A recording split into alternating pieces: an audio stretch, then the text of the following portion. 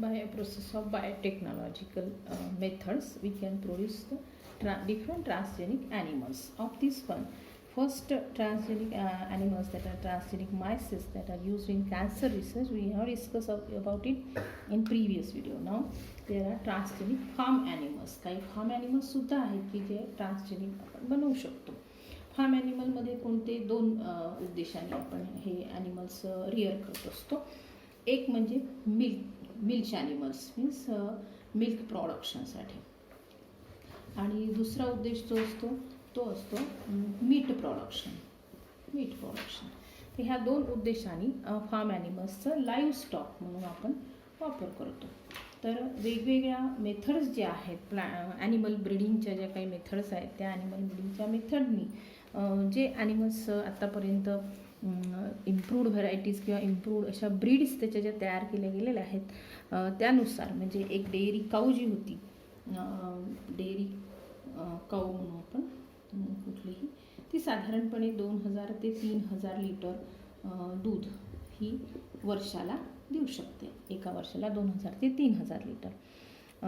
आता मात्र होल्स्टीन जी आहे ही एक्झॉटिक आहे. एक्झॉटिक म्हणजे बाहेरील देशातून आपण आणलेली. तर होल्स्टीन काऊ जी आहे ती प्रतिवर्षी म्हणजे साधारण तिचा ॲव्हरेज जो आहे ते 8000 to 10,000 per litre per year, आणि ॲव्हरेज साधारण ती 6000 लिटर दूध देऊ शकते.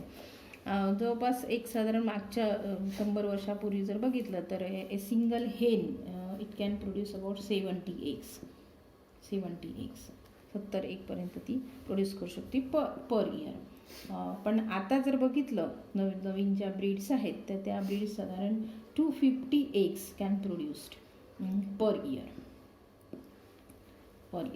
मग बघा याच्यामध्ये जर साधारण ॲनिमल ब्रीडिंगमुळे जर इतका फरक पडतो, म्हणजे हे क्वांटिटी झाली. आता हा उद्देश क्वांटिटीज बघा, क्वांटिटी वाढवणे हे फार गरजेचं होतं त्यावेळेला, कारण त्यावेळेला जास्त करून म्हणजे इतक्या मोठ्या लोकांना अन्न पुरवणे हे महत्त्वाचं होतं. आता मात्र यासोबत आपल्याला प्लस क्वालिटी, आणि नुसतंच क्वालिटी नाही तर त्यासोबत प्लस काही न्यूट्रिशनल नेसेसिटीज, काय न्यूट्रिशनल घटक त्याच्यामध्ये आपल्याला ॲड करता येतात. म्हणजे by a process called RDNA technology और बायोटेक्नॉलॉजी मेकिंग द ट्रान्सजेनिक. तर हे ट्रान्सजीन आपण त्याच्यामध्ये इंट्रोड्यूस करू शकतो, ट्रान्सजेनिक फार्म ॲनिमल्स प्रोड्यूस करू शकतो. हे उद्देश डोळ्यासमोर ठेवून मग आता एवढंच फक्त नाही तर क्वालिटी क्वांटिटी मेंटेन करणे किंवा न्यूट्रिशनल क्वालिटीज वाढवणे एवढंच फक्त नाही तर याचे बरेचसे हे एम्स आहेत किंवा ऑब्जेक्टिव्ज आहेत. कोणकोणते ऑब्जेक्टिव्ज आहेत ट्रान्सजेनिक फार्म ॲनिमल्सचे ते वन बाय वन आपण पाहू. मिल्क प्रोडक्शन आणि मीट प्रोडक्शन दोन्ही याच्यात. पहिला उद्देश म्हणजे इफिशियन्सी ऑब्जेक्टिव्स. त्याचे ऑब्जेक्टिव्स पहिला जो आहे तो आहे efficiency of meat production. Efficiency किती इफिशियंट असतील ते ऑर्गॅनिझम मीट प्रोडक्शनसाठी in concerning with that of quantity meat production, quantity त्याची. दुसरा उद्देश जो आहे तो नुसतीच क्वांटिटी कन्सिडर नाही करायची आपल्याला, त्याच्यासोबत इम्प्रूव्ड क्वालिटीसुद्धा असली पाहिजे. तीही improved quality of meat production. हा सुद्धा एक ऑब्जेक्टिव्ह ठेवण्यात आलेला आहे. त्यानंतर तिसरा ऑब्जेक्टिव्ह याच्यामध्ये हा आहे की मिल्क म्हणजे मिल्क ॲनिमल्सच्या संबंधित मिल्कची क्वालिटी आणि क्वांटिटी मेंटेन ठेवणे. क्वांटिटी ॲज वेल ॲज क्वालिटी दोन्हीसुद्धा याच्यात कन्सिडर केले गेलेले आहे. त्यानंतरचा उद्देश आहे एग प्रोडक्शन वाढवणे, अर्थात दोन्ही पण त्याच्यामध्ये क्वालिटी आणि क्वांटिटी दोन्ही. त्यानंतर वूल प्रोड्युसिंग जे ऑर्गॅनिझम्स आहेत त्यांच्यामध्ये वूलची क्वालिटी आणि क्वांटिटी दोन्ही पण येईल याच्यात, क्वालिटी ॲज वेल ॲज क्वांटिटी ही सुद्धा जास्तीत जास्त उत्तमोत्तम मिळवणे. त्यानंतर एवढं जरी झालं तरी ते ऑर्गॅनिझम डिसीज फ्री असले पाहिजे, डिसीज त्यांच्यावर लगेच अटॅक म्हणजे ससेप्टिबल नसावेत ते. यासाठी disease resistant in animals, disease resistance develop करायचं आहे. डिसीज रेझिस्टन्स इन ॲनिमल, कोणत्याही प्रकारचे ॲनिमल्स हे कोणी म्हणजे जे मिल्क प्रोड्युसिंग आहे किंवा एग प्रोड्युसिंग आहे, मीट प्रोडक्शनसाठी किंवा मग वूल प्रोडक्शनसाठी आपण जे यूज करतो, यांच्यामध्ये डिसीज रेजिस्टन्स असला पाहिजे, हा एक उद्देश.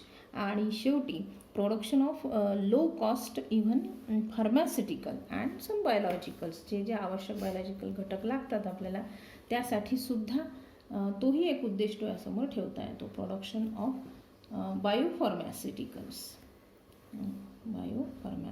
व्हेरियस टाइप्स ऑफ बायोफार्मास्युटिकल्स किंवा लो कॉस्ट, खास करून लो कॉस्टवाला जे आहे ते मिळवण्यासाठी. तर हे एवढे ऑब्जेक्टिव्स हे ट्रान्सजेनिक फार्म ॲनिमल संबंधित आहेत.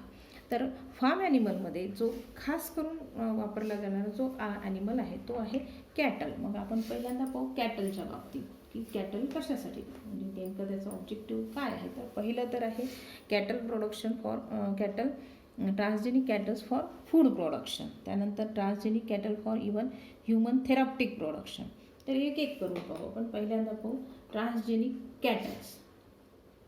सगळेच ऑर्गॅनिझम याच्यामध्ये येतात. Transgenic cattles particularly for food production, food प्रोडक्शनसाठी त्याचा कसा उपयोग होतो transgenic कॅटल्सचा.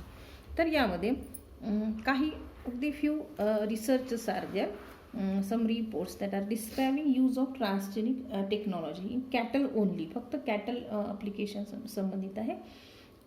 One is directed towards food production application. बरेचसे आहे कॅटलचे, पण पहिलं एक डायरेक्टेड केलेलं आहे ते फूड प्रोडक्शनसाठी. कॅटलपासून आपल्याला फूड म्हणून काय काय मिळू शकतं आणि कसं मिळवता येतं. तर यासाठी रिसर्चर्सनी काय केलं आहे की एक आता समजा कॅटल जर कन्सिडर केला आपण, तर it produces first of all पहिलं त्याच्यापासून मिळणार आहे मिल्क, बरोबर आहे. मग या मिल्कमध्ये एक विशिष्ट प्रोटीन असतं केसिन. तर हे केसिन प्रोटीन जे आहे मुळात असतं आणि हे केसिन प्रोटीन एन्कोड करणारा एक जीन असतो, त्यांच्यामध्ये एन्कोड करणारा जीन असतो. मग हा तर आहेच, नॅचरली तो आहेच. हे केसिन प्रोटीन अतिशय महत्त्वाचं आहे आपल्यासाठी, ज्याच्यावर प्रक्रिया करून नंतर आपण चीज बनवतो त्याचं.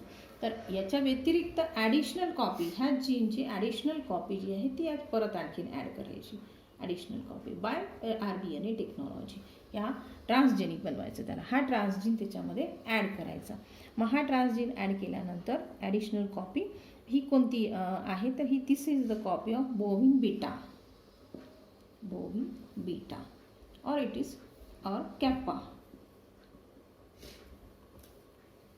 कॅप्पा केसिन असं सुद्धा म्हणतात त्याला.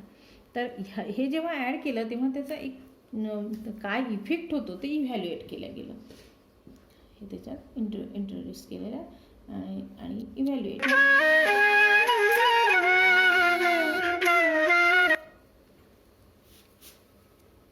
हे इव्हॅल्युएट केलं गेलं. मग इव्हॅल्युएट केल्यानंतर त्याचा बघितलं इफेक्ट काय होतो त्या मिल्क प्रोडक्शनवर आणि त्याच्या कंपोजिशनवर. तेव्हा लक्षात आलं की जे मुळात त्याच्यामध्ये केसिन प्रोडक्शन जे होतं त्याच्या 8 to 20% याचं केसिन आणि कॅप्पा केसिन पर्टिक्युलरली हे वाढलं होतं.